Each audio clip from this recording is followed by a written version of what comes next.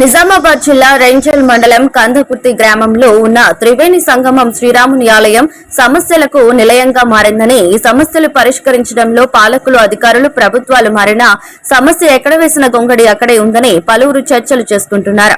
ఏళ్లు గడుస్తున్నా ఇక్కడున్న ఎవరూ కూడా ఈ ఆలయం గురించి పట్టించుకోవడం లేదని పలువురు ఆవేదన వ్యక్తం చేస్తున్నారు.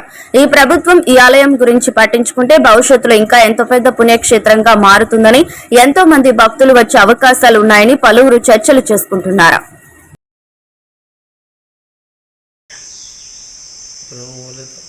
बोल तो ये जो कंदाकुर्ती में भगवान है ना, उसका इसका पहला क्या है, इसका चरित्र क्या है?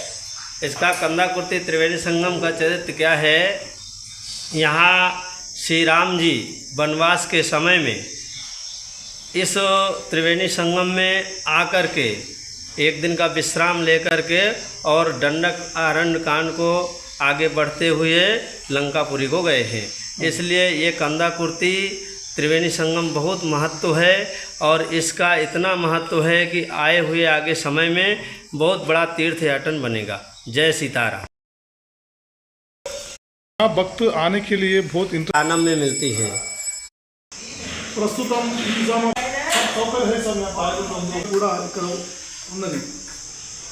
ఏళ్ల నుంచి ఈ తీర్థయాత్ర, ఈ పుణ్యక్షేత్రం ఎంతోమంది భక్తులు, అనగా మన రాష్ట్రం నుంచే కాకుండా పక్క రాష్ట్రం నుంచి కూడా, ఇతర జిల్లాల నుంచి కూడా భక్తులు అధిక సంఖ్యలో వస్తూ ఉంటారు. భక్తులు వస్తూ ఉంటారు. మంచి రోజు పూజలు జరుగుతాయి. పున్నమి మంచి పూజలు, ప్రత్యేక పూజలు జరుపుతారు. స్వాములు 5 కాసాయ సార్, అయోధ్య నుంచి 5 స్వాములు ఇక్కడ ఉన్నారు. 12 సంవత్సరాల నుంచి ఈ స్వాములు ఇక్కడ ఉన్నారు. గోశాలలో పూజలు చేస్తారు, గుడిలో పూజలు చేస్తారు. కానీ ప్రభుత్వం నుంచి కానీ, ఇక్కడ నుంచి పాలకులు కానీ, అధికారులు కానీ ఎలాంటి నెలసరి వేతనం ఇస్తలేరు. ఇవ్వకుండా భక్తులు ఎవరైతే ఈ గుడి మీద భక్తులు ఉంటారో ఆ భక్తుల ద్వారా ఈ పుణ్యక్షేత్రం, ఈ దేవాలయం కొనసాగుతుంది. చాలాసార్లు ప్రభుత్వానికి, అధికారులకు, పాలకులకు విన్నవించినా ఇక్కడ మాత్రం దీని యొక్క ఘోష ఎవరు పట్టించుకోవడం లేదు.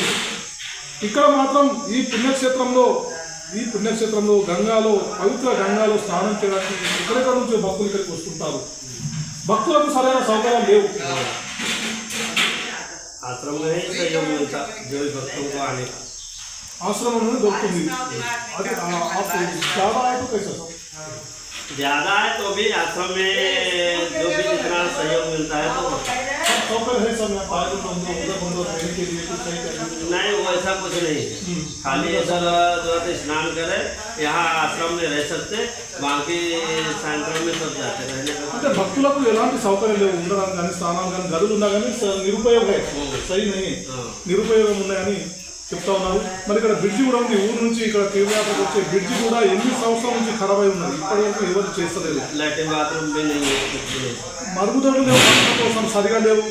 మహిళా భక్తులు వస్తే స్నానం గదులు, బట్టలు మార్చుకునే గదులు కూడా లేవని ఇవి చాలా సమస్యలు ఉన్నాయి. ఈ ప్రభుత్వం పట్టించుకోవడం లేదు. ప్రభుత్వం కనుక పట్టించుకుంటే ఇది ఒక పెద్ద తీర్థయాత్ర అవుతుంది. రాముడు, మన రాములు ఆ రోజు వారు వనవాసంలో ఉన్నప్పుడు, అయోధ్యలో ఉన్నప్పుడు వారు ఇక్కడ ఈ పుణ్యక్షేత్రంలో విశ్రమం కొరకు వచ్చారు. విశ్రమం కొరకు వచ్చినప్పుడు వారికి ఏమైంది, సేద తీరడానికి వచ్చారు. ఆ సేద తీరడానికి వచ్చిన ఈ పుణ్యక్షేత్రం ఈరోజు ఇంత ఇక్కడకు వచ్చింది. ఈ పుణ్యక్షేత్రాన్ని రాముడి యొక్క భక్తుడు కొనియాడే రాముడు, ఆయన యొక్క విశ్రమం యొక్క ప్రదేశాన్ని ఈరోజు ఒక తీర్థయాత్రగా, పుణ్యక్షేత్రంగా భక్తులు తండోపతండాలుగా వస్తుంటారు. అయోధ్య నుంచి స్వామి వచ్చి ఈరోజు పూజలు ఇక్కడ భక్తులకు సేవలు అందిస్తున్నారు. కానీ ప్రభుత్వం నుంచి కానీ ఎలాంటి సహకారం లేదని చాలామంది చెప్తా ఉన్నారు. మరి పోయిన ఎమ్మెల్యే శశిలందర్ కానీ, ఇప్పుడున్న సుదర్శన్ రెడ్డి గారు కానీ దీని మీద దృష్టి పెట్టలేదనేది ప్రధాన విమర్శ ఉంది. ఇప్పటికైనా ఎమ్మెల్యే సుదర్శన్ రెడ్డి గారు రేంజల్ మండలం కందాకుర్తి పైన దృష్టి పెట్టి ఈ పుణ్యక్షేత్రం మీరు కనుక దృష్టి పెడితే, ముఖ్యమంత్రి రేవంత్ రెడ్డి దృష్టికి పెడితే ఈరోజు పుణ్యక్షేత్రం మరింత డెవలప్మెంట్ అయ్యి భక్తులకు మరింత మంచి మెరుగైన సేవలు అందుతాయని ఈరోజు కొంతమంది చెప్తా ఉన్నారు. ముఖ్యంగా ఇక్కడ ఉన్న 5 అయోధ్య నుంచి వచ్చే స్వాములకు ఎలాంటి పారితోషికం లేదు. మరి కేసీఆర్ గవర్నమెంట్ గతంలో చేసింది, కానీ వాళ్ళకి మాత్రం ఏమీ లేదు. వారు నిస్వార్థంగా భక్తులు ఇచ్చే దాని మీద ఈరోజు ఇక్కడ చేస్తున్నారు. కాబట్టి దీని మీద రేవంత్ రెడ్డి ప్రభుత్వం ముఖ్యమంత్రి గారు స్పందించి పుణ్యక్షేత్ర అభివృద్ధికి కృషి చేయాలని, స్వాములకు ఆదుకోవాలని, భక్తులకు సౌకర్యాలు కల్పించాలని, మరి మెరుగుపరిస్తే ఈరోజు ఇది ఒక మంచి పుణ్యక్షేత్రం అవుతుంది. పుణ్యక్షేత్రం ఇది భవిష్యత్తులో ప్రభుత్వం కనుక దీనికి పట్టించుకుంటే పెద్ద పుణ్యక్షేత్రం అవుతుందని ఇక్కడ అయోధ్య నుంచి వచ్చిన స్వాములు చెప్తున్నారు. కాబట్టి ప్రభుత్వం దీన్ని చూడాలి అని స్వాములతో పాటు భక్తులు కూడా కోరుతున్నారు.